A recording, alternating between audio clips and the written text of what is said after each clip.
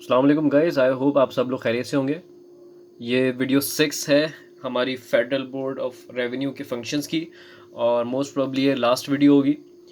इसके बाद हम लोग इंशाल्लाह टैक्स रिफॉर्म्स को डिस्कस कर रहे होंगे। तो खैर, अब तक मैंने आप लोगों को इंटरनल जो जितने भी फंक्शंस थे इसके एफबीआर के कितने विंग्स हैं वो सब आपको मैं बता चुका हूँ।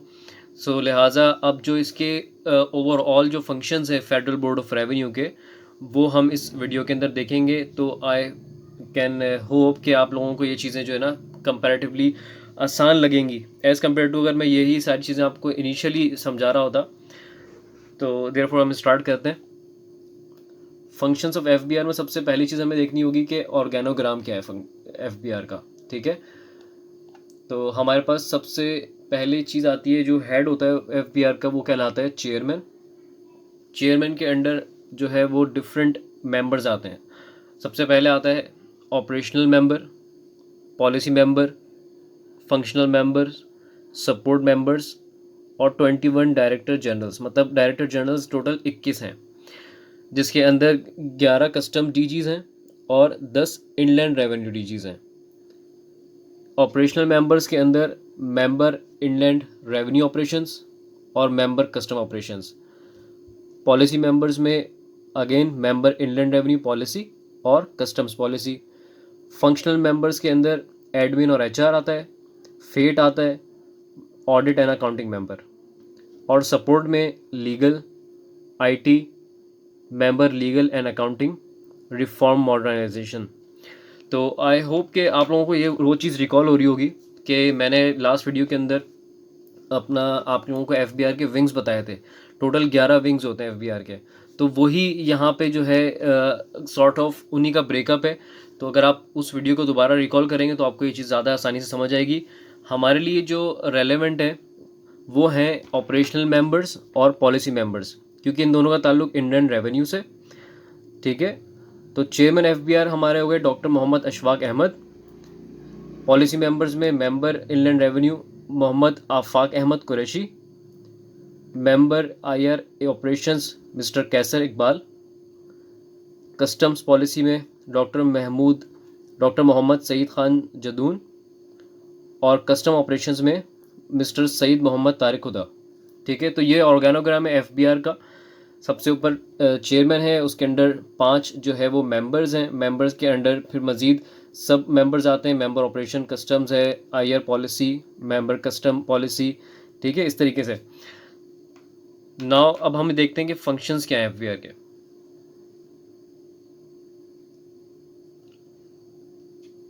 The federal board of revenue has the following functions to play. Number 1 पे आता है to deal with all policy matters, rules, regulations, interpretation of relevant laws, and perform all allied functions relating to income tax, sales tax, federal excise duty, income support levy, capital value tax, and corporate asset tax, including exemptions and avoidance of double taxation agreement।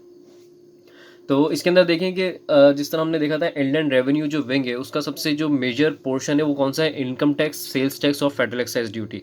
ठीक है, इसी तरह से income support levy और capital value tax, और ये comparatively बहुत minor से जो ना टैक्सेस हैं। ठीक है, लेकिन इनकम टैक्स, सेल्स टैक्स और एफईडी मेजर हैं।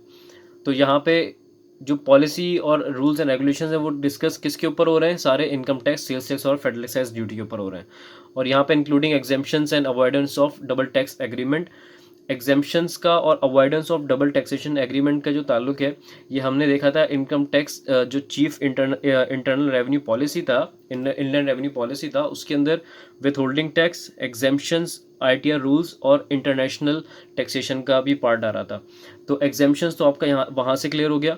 दूसरा, avoidance of double taxation agreement. Basically क्या होता है कि जब दो कंट्रीज़ के अंदर किसी टैक्स पेयर को अपना टैक्स पे करना होता है, ठीक है, तो एक एग्रीमेंट हुआ होता है दो कंट्रीज़ के दरमियान कि अगर मिस्टर ए का टैक्स कंट्री एक्स के अंदर डिडक्ट हो चुका है तो कंट्री वाई के अंदर वो टैक्स नहीं कटेगा, मतलब कि उनको डबल टैक्सेशन नहीं पे करनी पड़ेगी। तो उसका जो एग्रीमेंट होता है उसकी और जो क्या कहते हैं इम्प्लीमेंटेशन भी है, वो भी एफबीआर ही देख रहा होता है।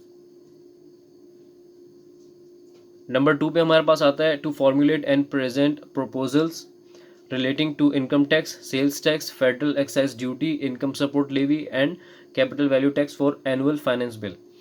यहाँ पे again formulate and present proposals किसके लिए, to for annual finance bill. Finance bill क्या होता है कि हर साल जो हमारे टैक्सेस होते हैं उसके अंदर कुछ अमेंडमेंट्स आती हैं, रेट्स का रद्दबदल होता है, कम ज़्यादा होते हैं. तो फाइनेंस बिल के अंदर जो जो फॉर्मुलेशन की जाती है या प्रपोजल सेंड किया जाता है वो एफबीआर कर रहा होता है. और फाइनेंस बिल जब पार्लियामेंट से पास हो जाता है तो फिर वो फाइनेंस एक्ट बन जाता है और उसके अंदर जो भी चेंजेस होती हैं वो income tax ordinance, sales tax में और एफएडी है, जहाँ जहाँ भी चेंजेस हो रही होती हैं टैक्सेशन के अंदर वो वहाँ पे इम्प्लीमेंट हो जाती हैं. ठीक है, तो जब तक के फाइनेंस बिल को पास नहीं करती पार्लियामेंट तब तक वो बिल रहता है. जब पार्लियामेंट पास कर देती है तो फाइनेंस एक्ट हो जाता है और जिस भी रेलेवेंट कैलेंडर ईयर में वो फॉल करता है उसका नाम लग जाता है. फॉर एग्जांपल हमारे लिए फाइनेंस एक्ट 2021 एप्लीकेबल है क्योंकि वो इस साल पार्लियामेंट ने पास किया है. नंबर 3 पे आता है to liaise with international organisations agencies on matters relating to inland revenue. Again international taxes यहाँ पे आता है कि अगर कोई कंपनी या कोई रेजिडेंट पाकिस्तान का इंडिविजुअल जिसकी डबल टैक्सेशन हो सकती है, ठीक है, तो उसके अगेंस्ट जो है वो एफबीआर इंटरवीन करता है अपने इनलैंड रेवेन्यू को बचाने के लिए. क्योंकि अगर कोई ऐसा फॉर एग्जांपल इंडिविजुअल जो पाकिस्तान में रह रहा है लेकिन उसकी टैक्सेशन बाहर हो रही है, तो काम तो वो यहाँ कर रहा है लेकिन रिसोर्सेज यहाँ से कमा रहा है लेकिन टैक्स कहाँ पे कर रहा है, दूसरी कंट्री में. तो इस तरह के जो मैटर्स होते हैं उनको भी एफबीआर देख रहा होता है. नंबर 4 पे हमारे पास आता है to supervise all inter ministerial issues relating to inland revenue. Number 5 पे हमारे पास आता है to coordinate in matters relating to inter coordination committee. Number 6 है process shortlist and nominate officers of IRS for IRS specific training. ये internal revenue services की different trainings होती हैं, तो उसके लिए भी अगर प्रोसेस जो होता है वो शॉर्टलिस्ट और नॉमिनेट करने का वो भी एफबीआर ही कंडक्ट कर रहा होता है. नंबर 7 पे हमारे पास आता है to exercise powers and perform functions of the board under the provision of sales tax act 1990, income tax ordinance 2001, federal excise act 2005, income tax rules 2002, federal excise rules 2005 and sales tax rules 2006 as delegated by the federal board. और हमारे पास last आता है to perform any other duty और task assigned by the chairman FBR, exercise powers and perform functions of the board under the provision of sales tax act 1990. Therefore हमारे पास ये total 8 functions हैं एफबीआर के grossly, और इसकी जो detail है वो हम प्रीवियस वीडियोस के अंदर देख चुके हैं. हमारा जो मेजर विंग है वो इनलैंड रेवेन्यू का है. इनलैंड रेवेन्यू के अंदर जो भी फंक्शंस होते हैं, किस तरह वो काम करता है, कब वो वजूद में आया, क्यों वजूद में आया, ये सब चीज़ें हम वीडियोस के अंदर देख चुके हैं. तो फंक्शंस ऑफ एफबीआर की जो सीरीज़ थी वो यहाँ पे एंड होती है. इंशाल्लाह नेक्स्ट वीडियोज़ के अंदर हम अपने जो टैक्स रिफॉर्म्स होते हैं वहाँ से स्टार्ट करेंगे. आई होप आप लोगों ने इस वीडियो के अंदर काफ़ी कुछ सीखा होगा. कमेंट के अंदर मुझे बताएं कि अगर आप लोगों को कुछ और चीज़ इसके अंदर मालूम करनी है. और अंटिल द नेक्स्ट वीडियो, अल्लाह हाफिज़.